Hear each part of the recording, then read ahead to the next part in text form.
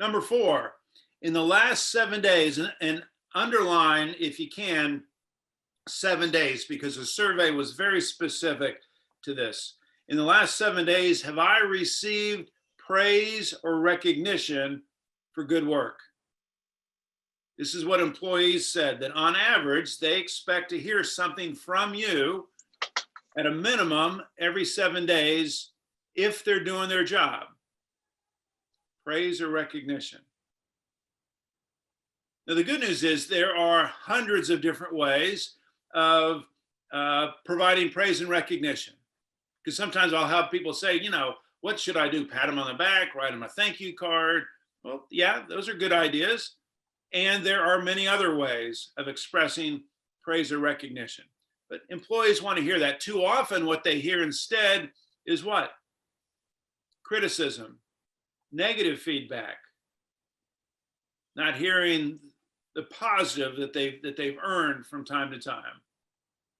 What's interesting, if you think about it, there are three types of feedback: positive feedback, negative feedback, and no feedback. What the research indicates is that the best form of feedback when it's appropriate is positive feedback.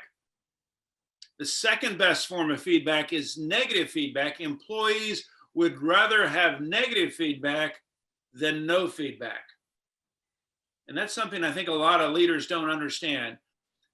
Employees prefer negative feedback to no feedback. There's nothing worse than no feedback, because then we don't know. We don't know how we're doing. Here's something else that the research has found, is that employees on average, for every one piece of negative feedback, they need 3 pieces of positive feedback. The ratio is 3-to-1. For every one piece of negative feedback, they need 3 pieces of positive feedback. Again, when it's appropriate, not just for the sake of positive feedback.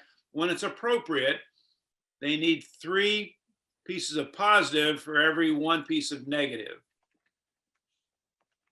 Now, you may be wondering about your marriage, and what they have found in relationships is the ratio is 5-to-1. Your spouse, for every negative piece of feedback, needs 5 doses of positive feedback. 5-to-1 in relationships. Last 7 days, have I received praise or recognition? Number 5, does my supervisor or someone at work seem to care about me as a person? Not as a piece of equipment, not as a cog in the wheel, but as a human being. Do they care about me as a person? I had one of my clients, he was a CEO of a insurance company here in Atlanta.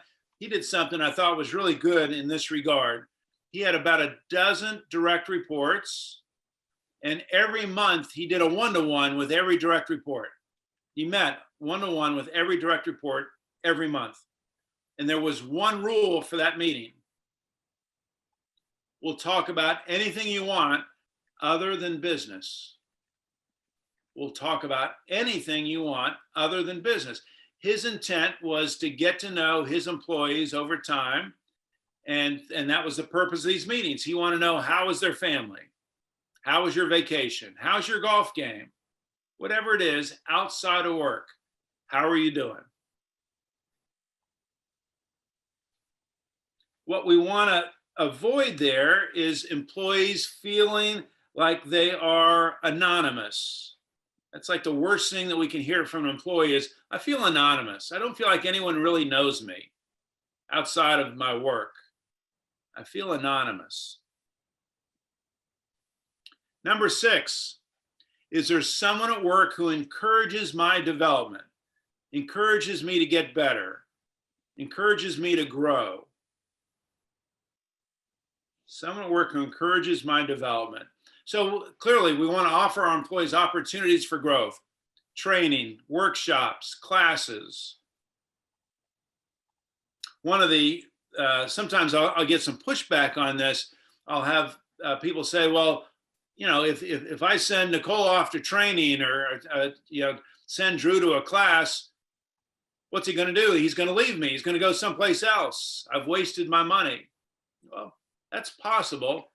But Henry Ford is famous for saying, I would rather invest in my people and they leave than not train them and they stay.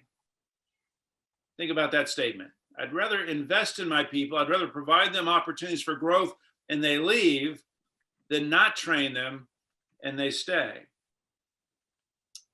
So we want to provide our people opportunities for growth. It's kind of interesting. There's been some research done on the different generations. For the first time, we have 5 generations working in the workplace today. 5 different generations, first time ever. And they've done some research on each generation and their need for development. And what they found is across all generations, every generation wants opportunities for development, wants opportunities for growth.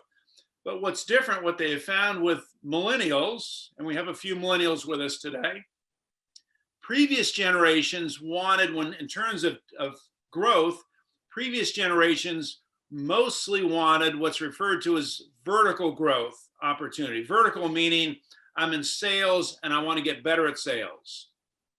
Maybe I want to become a sales manager. Vertical growth. What they have found with millennials is there is just as much, if not more, interest in horizontal growth. Horizontal growth would be I'm in sales and I want to learn finance. Or I'm in operations and I want to learn customer service. Horizontal growth, different areas of the company I want to learn about. So the key is understanding your employees, understanding what type of growth they want, and then providing those opportunities.